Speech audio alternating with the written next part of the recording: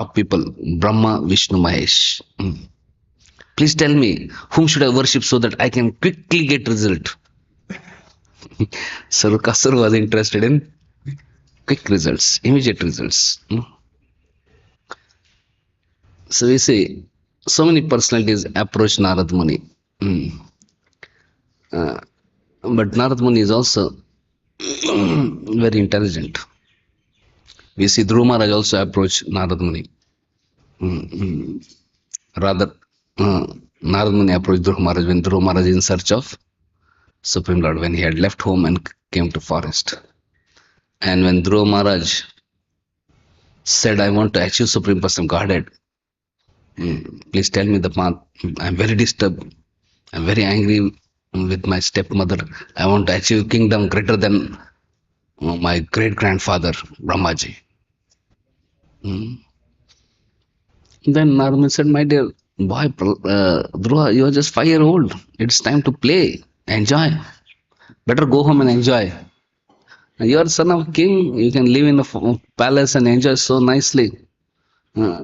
You should not take some words seriously. Sometimes anybody speaks anything to small child, child doesn't take it seriously. He laughs and plays, he doesn't, and next moment he forgets also, you may say something, child will forget it and again, so you should just forget it and continue your play. Dhruva said, no, I'm very, very angry and upset. So Narada said, when you grow up, when you become expert, when you grow up, then you can come and worship Supreme Lord.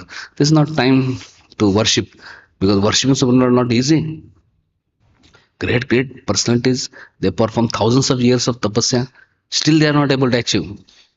You are a boy, how will you achieve? Better you play, and when you become mature, and maybe then that time you can worship. And then he said, if you think you are already mature, you are a man of knowledge, you should not take words seriously. Anyway, those who are very advanced in knowledge, for them man upman doesn't make any difference. They are tolerant. They just, they understand everything is play of 3 modes of material nature. They don't take this happiness, distress, honor, dishonor, heat, cold seriously. They know its dualities. So you should not take it seriously if you think you are a very mature person. And if you think you are a child, better go and play. So in this way, Narada was trying to test Dhruva Maharaj. But Dhruva Maharaj was very blessing. Please tell, otherwise get out of the way.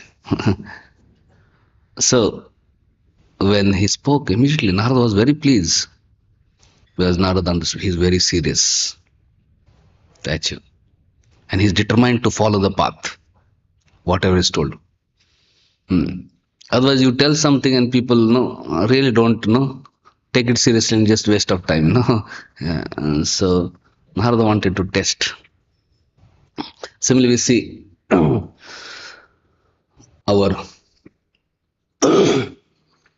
Sukadeva Goswami, when Parikshit asked question, my dear Sukadeva Goswami, after hearing all the hellish description, I am feeling very concerned. People are suffering so much in hell. So how can a person be saved from his mistakes, saved from his sins? Please tell. And Sukadeva Goswami said, okay, just do prayaschitta. If you do prayaschitta, atonement, you'll be free of the sin. You don't have to suffer. But then Parikshit said, what is this prayaschitta? I see sometimes people do prayaschitta, again do same sin. Just like elephant, he takes bath, he gets cleaned, but then again comes back and rolls in the dust. Again he becomes dirty. Similarly, it is observed that many people, they do sin, they do prayaschitta, but again sin. So I don't think that prayaschitta is very, atonement is very wonderful way of, freeing from sin and avoiding hell. So we see here, Sukadeva Goswami was testing, Parikshit.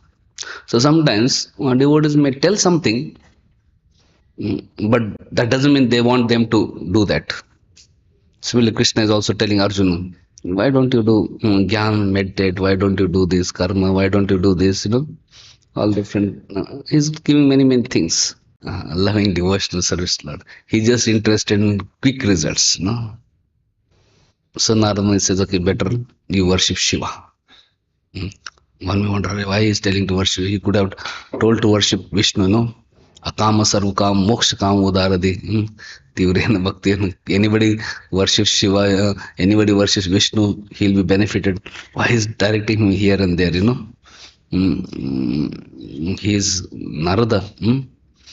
But Narada is expert preacher, very wise. He knows what will benefit whom and no. So sometimes Narada Muni has a transcendental techniques to purify people. So here he advised him, oh, you want quick results? Better go to Lord Shiva. Yes, Lord Shiva is Ashutosh. He become quickly pleased and gives benediction. At the same time, he also become quickly displeased also. So you want quick results, better worship Lord Shiva. And he said in today's verse that, oh, Ravana worshipped Lord Shiva, and Lord Shiva immediately gave him great benediction. Banasur worshipped Lord Shiva, and Lord Shiva gave him great benediction. So you also worship, you will also get benediction. So, and further in this verse, this Narada Muni is telling that though Lord Shiva gave him benedictions, gave them benediction, but he himself was put in great difficulty. Like Lord Shiva gave benediction to Ravana, and Ravana, here it is said, he misused his power and created disturbance for Shiva only. Similarly, Banasur, Lord Shiva gave him benediction, and then Banasur requested, you should guard my capital city. And Shiva had to guard his capital, and then finally he was put in such a big difficulty that he had to fight with his own worshipful master, Krishna. So it was in, so like that. So here, Vrikasur, when he heard this advice from Narada, immediately accepted it. Demons, they will accept what is favorable to them in their understanding. It's not necessary that they will accept whatever you tell. Something they think it's very nice, they will accept. Something they think it's not nice, they will not accept. So no, they are very selective about what they will accept, what they will not accept. Not that whatever Narada Muni is going to tell, he is going to accept. But these things he liked. Okay, wonderful. You worship Shiva, and you will get great power. So he liked that idea, and he immediately went to Kedarnath and he started worshipping Shiva. Impatient and upset, He said, what is this? Lord Shiva is not coming. Maybe I will just cut my head and offer. Can you imagine cutting head? One may think, what a sacrifice, But this is one kind of blackmailing, to get what we want. Sometimes children, mother says, I will not give this. You say, you don't do this, I will not cut my this, or I will commit suicide, something, Sometimes children are addicted to mobile. Mothers take away the mobile and they cry. Ma, if you don't give me, then I'll jump from the terrace, And mother thinks, Bapre, he will jump better give him the mobile. Sometimes, So this Rukasur was thinking, oh, now I'm going to kill, I will cut myself. Then Lord Shiva immediately appeared. He said, hey, no need to cut. Please ask what you want. And then he said, my dear Lord, please bless me with the benediction that whoever's head I touch, may his head blast into many pieces and may he die on spot. Lord Shiva is shocked what kind of benediction he's asking. So this is demon. Demon means he'll ask something which will cause destruction. But then since Lord Shiva had agreed to give benediction, he couldn't go back in his words. So this is the difference between Lord Shiva and Lord Krishna or Vishnu. If you ask something useless, to Krishna or Vishnu, they will not agree to give. They may give you big slap. Not that just because you worship Lord is obliged to give. No. Like a child goes to father and asks, my dear father, father says, you study nicely, I will give you a nice gift. And he studies nicely, he gets first rank. And now he says, I have studied nicely, I got first rank. Now give me pack of cigarette, Father will give one slap, He said, what, you want a pack of cigarette? What nonsense are you asking? He is not obliged to give. He will not give. He will give what is good for the child. But devatas, sometimes, even if they know it's not good, still sometimes they are obliged to give and they give. So Lord Shiva was not very happy to give, but then what to do? Since he had promised, he said, okay, tadastu, so be it. And immediately when Lord Shiva granted this benediction, Rukasur was so happy. Actually, it is said that with Shiva there was Parvati also. So he was attracted to Parvati and thought, oh, what a beautiful lady I can enjoy. And he thought, this Shiva is coming on the way, maybe I should destroy Shiva. So, so with that same benediction, he wanted to put his hand on Shiva and destroy Shiva so that he can get Parvati to enjoy for himself. And when Shiva saw his intention, immediately Shiva ran from there. And Rukasur started running. And it is said Shiva ran everywhere, but he couldn't find proper shelter, and then finally went to Shvetadip, where Supreme Lord resides. And as soon as Lord Shiva entered Shvetadip, Lord already knew Supreme Lord Narayana or Vishnu or Shirudaksha Vishnu. They know what's happening where and what is the need. And so immediately Supreme Lord took the form of a brahmachari and came at the place where Rukasur was wandering in search of Shiva.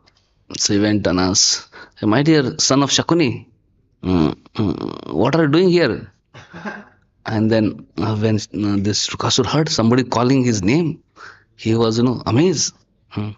He said, and then this brahmachari, Supreme Lord was in brahmachari dress. He offered obeisances, Dandavat pranams. He said, oh, we are brahmacharis, we are supposed to offer respect to everybody, but you are such a special person. You specially deserve our respect. So he specially offered, and he was very happy to see this brahmachari offering respects and all these things, And he said, what's the matter? You are in great anxiety, running here and there. And this Rukasur wanted to say that I am very busy, I have no time. And then, meanwhile, Lord said in a brahmachari form that hey, you should not give so much anxiety and trouble to your body.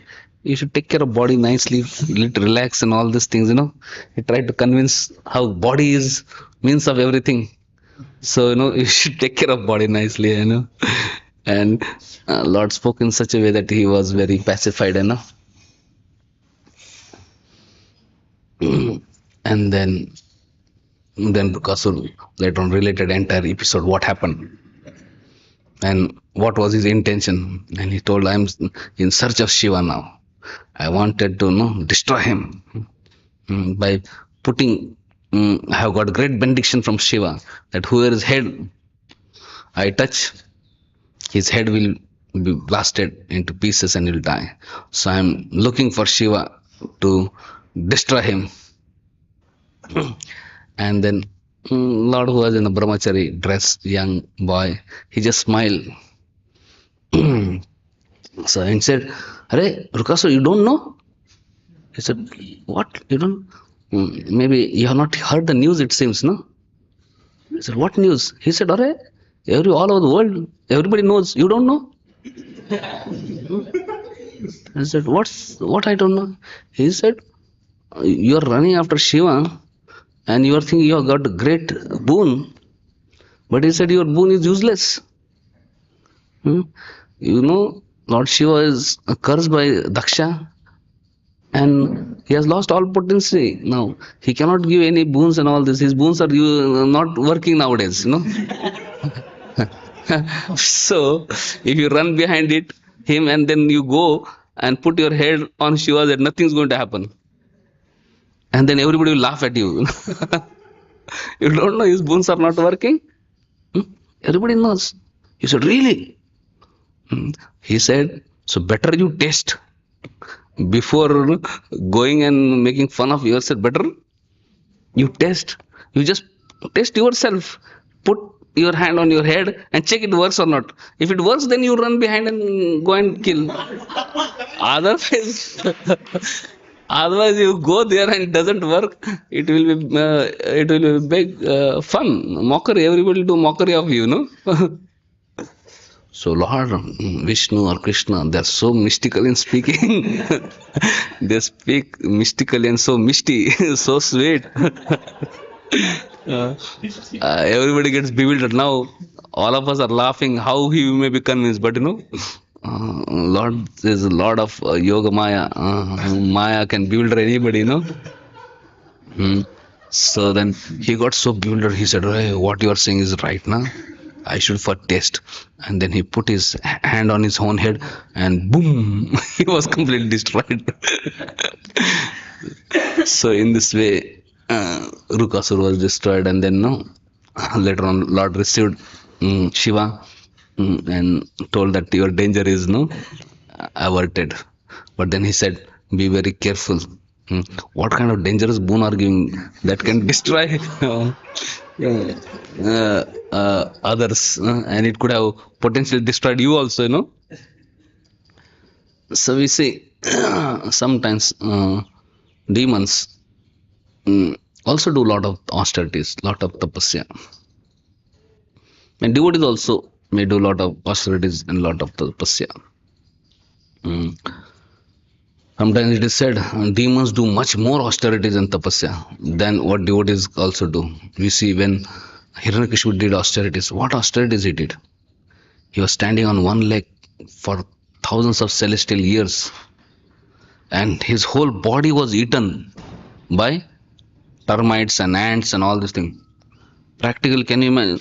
Practically, when you are standing, after some time, only skeleton was remaining, and in skeleton there was only life air moving.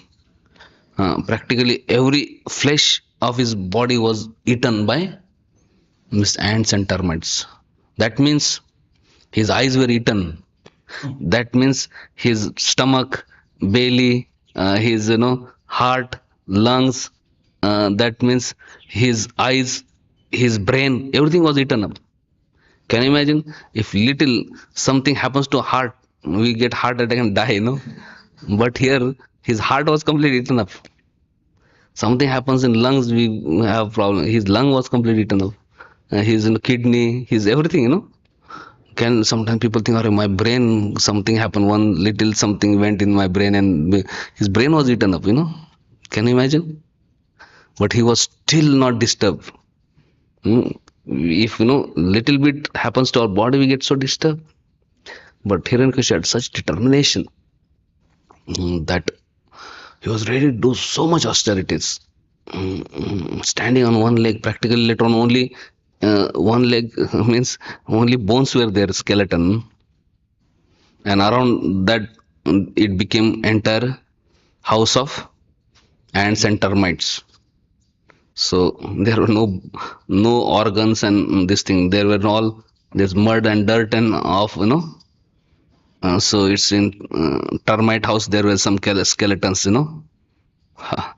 So that was the situation. Now, who can do that austerities? If we have to do fasting for one day becomes difficult, 1 month difficult. He was fasting for years together. If you are told one night, all night kirtan do, so difficult. It's difficult to control sleep, but he was controlling sleep for thousands of years. Can you imagine? He was not sleeping. One leg, giving up eating, giving up sleeping, giving up sex, giving up all kinds of enjoyment. So much austerities he did. So when Brahma came, he glorified. He said, "Nobody has ever done such austerities like you." You know. Hmm. So we see devotees also do austerities and tapasya and worship, and non-devotees also do. So what is difference between both of them? Devotees also follow Vedas, and non-devotees or demons also may follow Vedas. Like Hiranyakashipu knew Vedas, and he was doing tapasya, no, as per some of the injunctions. So what is difference between austerities of devotees and demons? So one of the difference is that demons don't have proper understanding of proper sambandha gyan and proper prayojan gyan. So they have misunderstanding about themselves. They have misunderstanding about Supreme Lord. They don't understand. Most of the sometimes demons who are materialistic, they think themselves to be bodies only, and they want immortal body, powerful body. They don't understand. I'm not this body. I am spirit, soul, atma. And sometimes some demons may understand. I am not this body. I am soul. But they don't understand uh, position of supreme soul, God or Krishna or Vishnu. They think I can be also Vishnu. They don't understand that He's Supreme Lord, He's Supreme Proprietor, Controller, Enjoyer, and He's our best well wisher. They think He's now in great position, and I can usurp His position by my powers. They think, okay, He has also got some position by some austerity or by something, maybe I can also get some position by some good work or something. He has got the position, maybe I can also do something better than him and get his position. Hmm. Like, so they don't have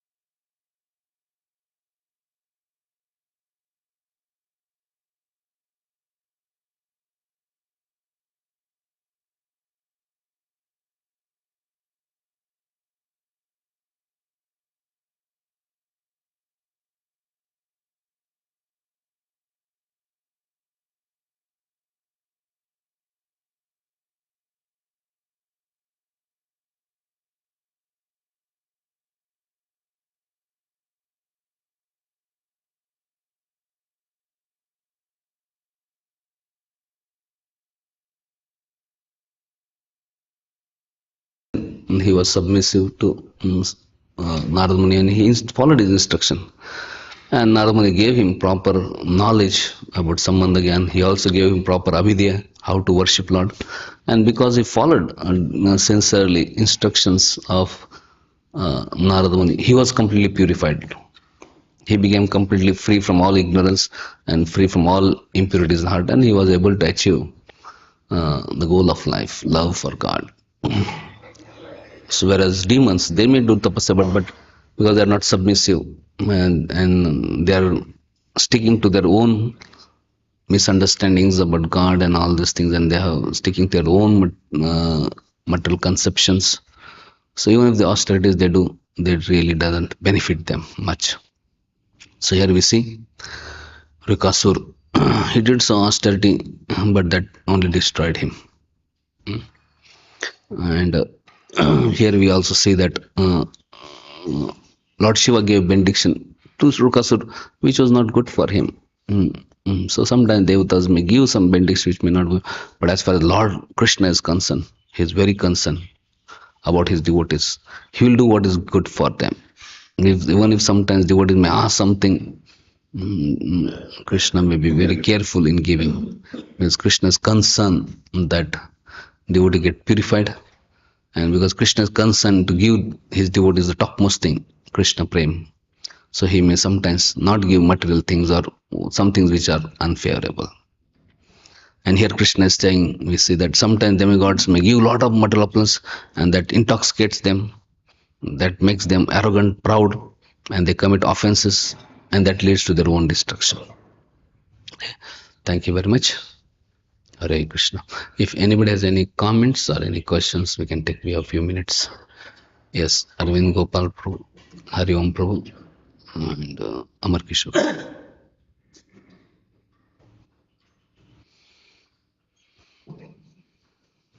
I heard in one lecture of Rigonian Platnas and Maharaj regarding fasting. Rigomani approached Shiva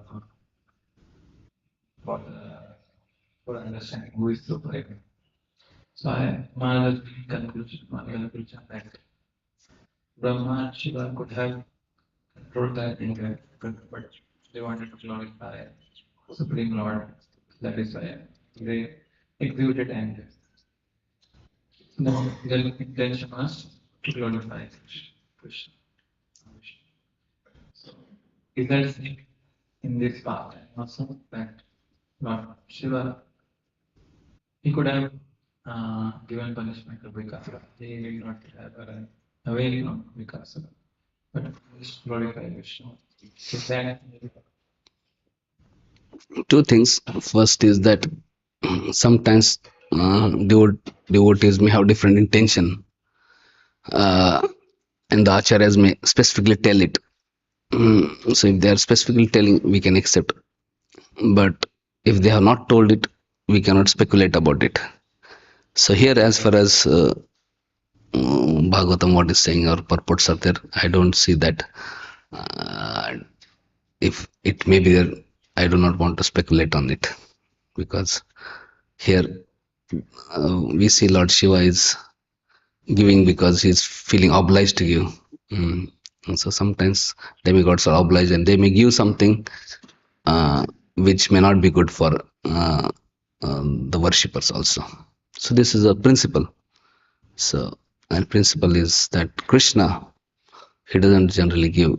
Even if worshipper may want, if it is not good,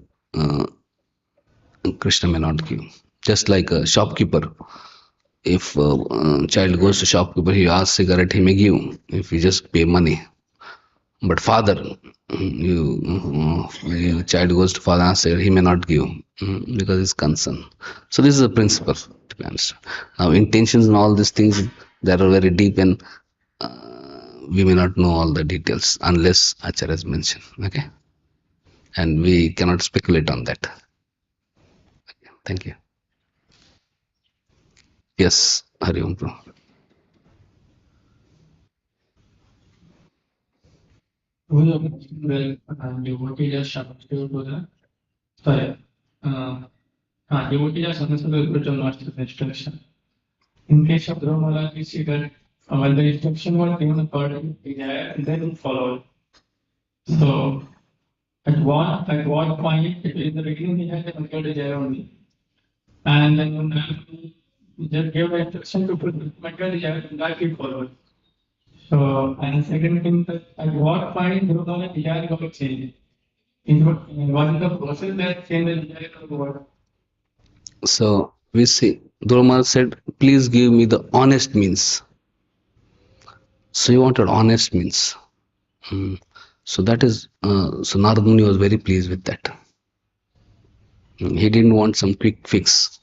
He didn't want, there's like this Rukasa wanted some quick fix immediately, something. He was not interested in honest means, but Dhruva Maharaj is interested also. Then he said, oh, akama sarukama moksha kama udarati. That is honest means. Whatever you have desires, no problem. You have material desire, you worship Krishna honestly, sincerely, humbly, by chanting holy names of Krishna, worshipping deity of Krishna, so one will be purified. So he gave that honest means of pure devotional service to Dhruva Maharaj. And Dhruva Maharaj, by following this process of devotional service, he got purified. So we may also have come to Krishna consciousness with material desires, impurities, whatever. But then when we practice honestly devotional service, we can get purified. And we don't have to get sticken to our own misconceptions. What is good for us and what is not good for us and all this. So we don't have to be, we have to, when one worships devotion, Lord, one should follow instructions, spiritual master. So Narad, this Dhruva Maharaj followed instructions. And because of that instruction, he got purified. Yeah? And then later on he felt very sorry. Oh, I was such a foolish person.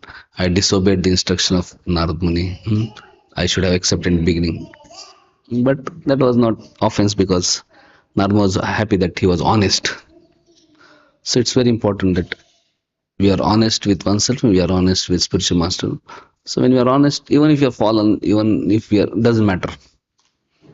Path of Krishna consciousness can uplift sincere, honest person. But we cannot be cheater. We can't be duplicitous. And then, if you try to be cheater, duplicitous and cheat guru only and, cheat, then, becomes difficult. Okay. But if it's straightforward, humble, honest, in the sense, he may have material desires, fine. But devotional service will purify him off. Okay.